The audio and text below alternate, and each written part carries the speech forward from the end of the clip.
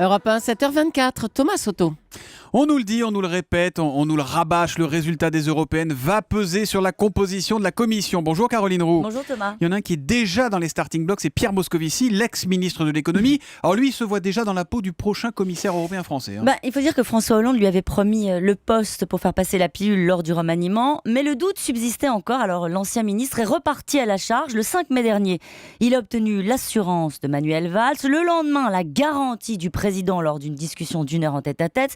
Et pour boucler la boucle, lundi, il a évoqué le sujet avec Laurent Fabius. Alors Pierre Moscovici le dit lui-même, on n'en est plus au stade du si, mais au stade du comment. Comment lui, commissaire européen, pourrait récupérer un large périmètre économique. C'est à cela qu'il travaille en coulisses désormais. Alors il a rencontré Michel Barnier, les directeurs généraux de la Commission et prépare une douzaine de déplacements en Europe. Mais derrière cette assurance affichée, il reste un doute. Comme le dit un des amis de Pierre Moscovici, il a fait le choix de faire confiance à la parole de François Hollande.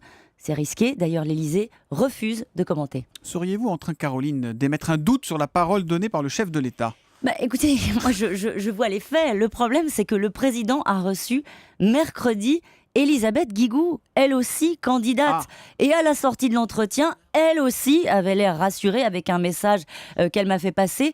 Tout reste ouvert. Elle aurait peut-être reçu la même promesse alors. Peut-être. En tout cas, elle était totalement sereine à la sortie de cet entretien, persuadée que son profil plus large sur les dossiers comme la diplomatie, l'énergie, le climat est un atout. En fait, François Hollande, comme toujours, se laisse toutes les options à portée de main.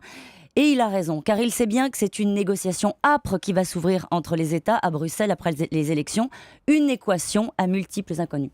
Cela dit, pour arriver en position de force, il vaudrait quand même mieux que les socialistes sauvent les meubles dimanche, non ? Parce que chaque étape après l'autre, finalement. Naturellement. Et imaginez, Thomas, si la France se réveille lundi matin avec un parti europhobe qui est arrivé en tête des élections. On peut ajouter, comme me le dit un commissaire européen, que Paris aura du mal à s'imposer sur les postes économiques à Bruxelles, tant qu'il y aura des doutes sur sa capacité à tenir ses engagements budgétaires. Donc François Hollande peut donner sa parole à Paris, mais il n'est pas encore certain de pouvoir imposer ses choix à Bruxelles. Premier obstacle, je disais, le premier à franchir, c'est de taille pour le gouvernement. C'est dimanche, les européennes. Notez qu'il y aura une soirée spéciale résultat à partir de 19h30, 23h, animée par Nicolas Poincaré et Wendy Bouchard sur Europe 1. Nous, on se retrouve lundi à 7h25. Allez, Allez, bonne journée.